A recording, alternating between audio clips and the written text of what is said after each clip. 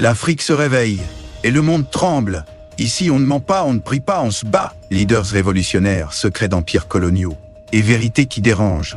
Bienvenue sur le MAG, la référence panafricaine qui brise les silences. Abonne-toi, active la cloche, et prépare-toi, l'heure de la reconquête a sonné. La déclaration du Premier ministre sénégalais, Ousmane Sonko, devant le Parlement, affirmant que le franc CFA ne correspond pas à notre vision, résonne comme un cri de ralliement. Ce cri, qui défie un système monétaire hérité de l'époque coloniale, pourrait marquer un tournant décisif dans l'histoire économique de notre continent. Une nouvelle génération de dirigeants africains, affranchis des chaînes du passé, se lève pour exiger un changement radical.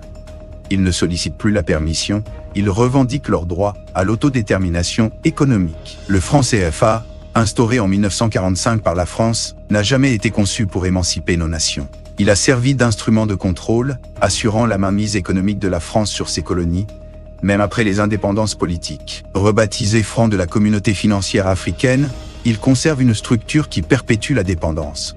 Contrôlé par le Trésor français, avec des réserves de change détenues en France, il prive 14 pays africains de la maîtrise de leur politique monétaire. Cette monnaie, arrimée à l'euro, prétend assurer la stabilité financière, mais elle entrave notre capacité à dévaluer en période de crise, créant ainsi une économie dépendante des importations et étouffant nos industries nationales. Nos banques centrales, réduites au rôle de gardiennes, sont incapables de façonner notre destin économique. L'Afrique, riche en ressources et en talents, se voit ainsi privée de la possibilité de tracer sa propre voie. Des figures emblématiques comme Thomas Sankara, Mamadou Dia et Kako Nubukpo ont dénoncé ce néocolonialisme monétaire. Aujourd'hui, la jeunesse africaine, à travers les réseaux sociaux et les plateformes universitaires, exige la fin de cette entrave à notre croissance et à notre dignité. L'ascension d'Ousmane Sonko, avec son discours audacieux et sa vision panafricaine, symbolise cette volonté de rupture. La disparition du franc CFA ouvre la voie à plusieurs alternatives.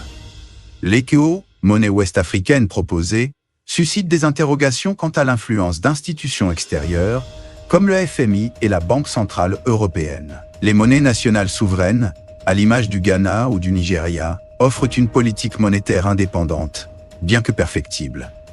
L'objectif ultime demeure une monnaie panafricaine unifiée, symbole de notre unité et de notre puissance économique. La France, qui tire des avantages économiques et politiques de ce système, ne cédera pas facilement. Mais la résistance s'organise en Afrique et au-delà. Le paysage géopolitique évolue et la France devra s'adapter. Le rejet du franc CFA est plus qu'une question monétaire, c'est un acte de panafricanisme en action.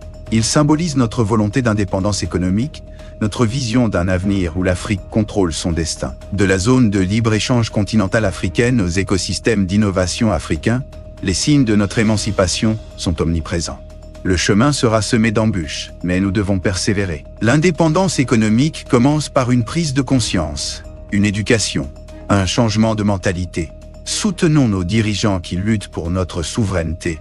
Remettons en question les récits qui nous ont été inculqués. Organisons-nous. L'Afrique sera le moteur de l'économie mondiale, mais seulement si nous en prenons les rênes. C'est déjà la fin de ce petit flash d'information. Continuons ensemble à écrire l'histoire de notre Afrique.